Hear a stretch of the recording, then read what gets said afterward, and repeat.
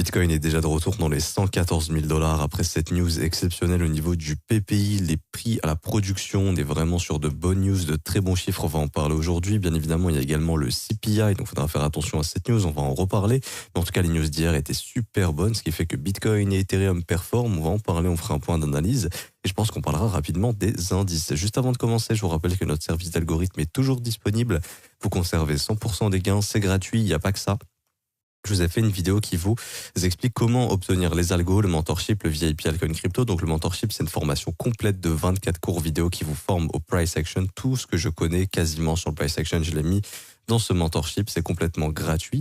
C'est le premier lien en commentaire épinglé. Tous les liens utiles concernant mon contenu. Vous cliquez sur cette page, ça vous ramène sur ce lien, ça vous ramène sur cette page.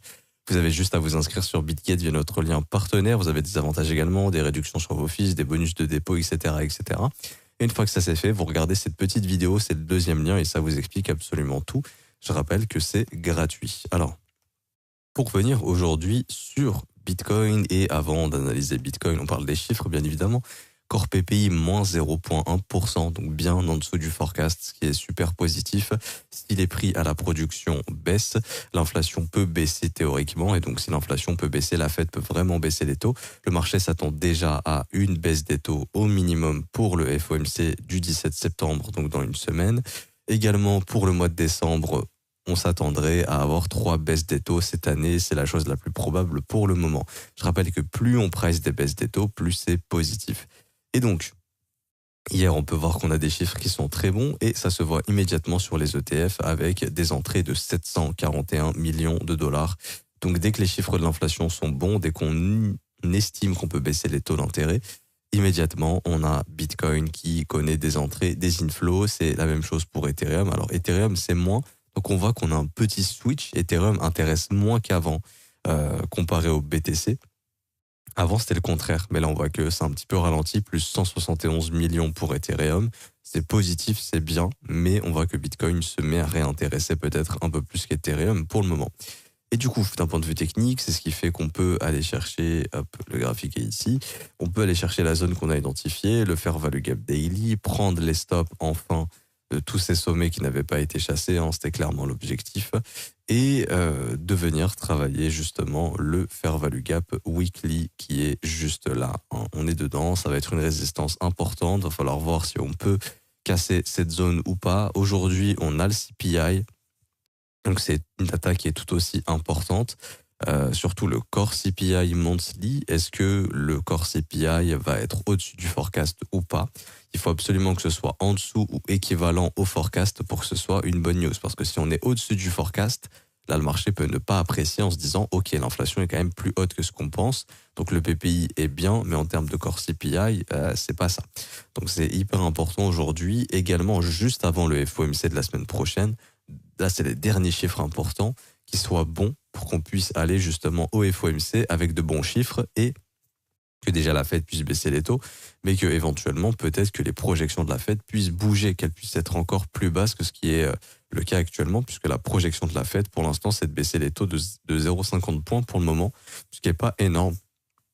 Mais si jamais cette target bougeait, là ça serait vraiment super positif. Donc ça reste à observer. Et du coup, d'un point de vue technique, comme expliqué, on est dans une zone qui est importante, hein, ce gros fair value gap weekly, ça passe ou ça casse. Soit le marché littéralement s'en affranchit et il y a de grandes chances de venir retravailler cette mèche, voire de revenir prendre les stops au-dessus des 124 000, 125 000 $.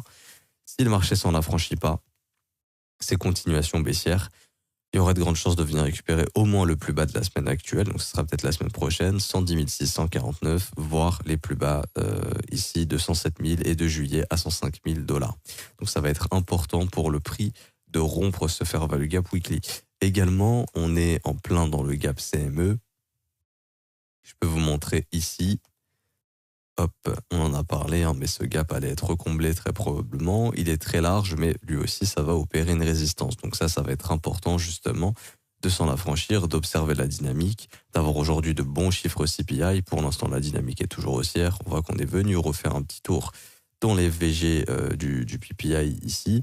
On voit également que BTC tient mieux pour l'instant que les indices américains. Une petite divergence ici entre les deux. ce qui est plutôt encourageant. Le Nasdaq n'a pas encore pris son ATH, donc ça invite à penser qu'on peut y aller aujourd'hui avec le CPI, et donc peut-être s'attendre à de bons chiffres, hein, parce que hier, malgré les bons chiffres du PPI, il y a eu un nettoyage sur le Nasdaq. Donc ça peut favoriser le push aujourd'hui pour le CPI. Après, pour ça, il faudrait que les chiffres soient bons. Et le SP500, bon, il avait déjà pris son ATH, etc. Donc lui aussi, il est venu récupérer les stops. Le fait qu'on soit venu prendre les stops peut favoriser aujourd'hui un push au nord supplémentaire. Pour ceux qui regardent les reviews macro, je le redis tout le temps, j'ai toujours un biais haussier sur les indices, surtout sur le Dow Jones tant qu'il n'a pas fait d'ATH. Je pense que c'est ce qui permet de push, donc de pousser un peu plus haut le S&P 500, le Nasdaq, et que tout ça c'est favorable pour BTC, même si lui, il a une dynamique qui est moins intéressante maintenant. Si on regarde en daily, ça reste quand même positif pour Bitcoin, Ethereum. En tout cas, ça limite les corrections profondes. Maintenant, le jour où les indices vont se mettre à retracer, parce qu'un jour ça arrivera, là oui, ça impactera Bitcoin, mais pour l'instant, c'est pas le cas. Et du coup, on s'occupe de ce gap, on s'occupe du Fair Value Gap Weekly. Aujourd'hui, CPI, donc on est dans des zones importantes. En horaire, pour l'instant, on ne voit toujours rien de bearish ici. Certes, il y a la prise des stops, mais le prix ne change pas sa dynamique. Le prix continue de respecter ses fair value gaps, ce qui est plutôt annonciateur de continuation pour le moment. Je regarde juste si j'ai loupé quelque chose. Ici, non, c'est pareil. Ça, c'était le fair value gap daily. Hop, ça, c'est le fair value gap baissier. Donc oui, le fair value gap daily, bearish, s'étend jusqu'aux 114 550 $ à peu près. Le fait de passer ce fair value gap daily peut amener à aller récupérer les 115 700, voire les 117 445. Mais 117 045, est-ce que c'est toujours dans le fair value gap weekly? Non, il s'arrête jusqu'à 116 740. Ok. Donc, va falloir observer ces zones. De toute façon, ça va être des zones importantes. Et j'allais dire quoi d'autre? Bah non, j'allais rien dire d'autre.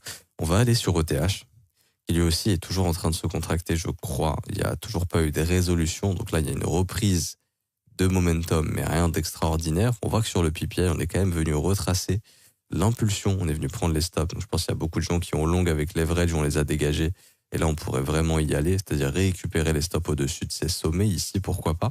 Je vais réajuster le range, puisque c'est bon. Ça, c'était la journée de lundi de la semaine dernière, on s'en fout. Voilà, c'est le range actuel dans lequel on est. Bon, on laisse bien sûr plein de stops en bas, plein de stops en haut. On va venir nettoyer une de ces deux bornes, et ce qui va être important de voir, c'est la résolution, puisque là, je rappelle que on est dans une contraction. Alors, je ne sais pas si on a trouvé résolution de cette contraction sur du court terme, c'est ce que je vais essayer de regarder. Donc ça, c'est en daily. On avait vu en 4 heures.